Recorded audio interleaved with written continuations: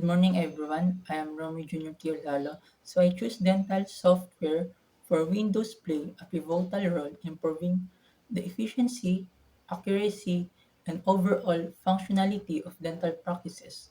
From practice management and patient communication to digital imaging and billing, these software solutions help streamlines workflows and enhance patient care. Despite the challenges related to cost, learning curves, and data security, the benefits far outweigh the drawbacks. With continuous advancements in technology, Windows compatible dental software will continue to evolve, incorporating innovations such as cloud integration, AI, and enhanced imaging capabilities to further improve the future of dental care.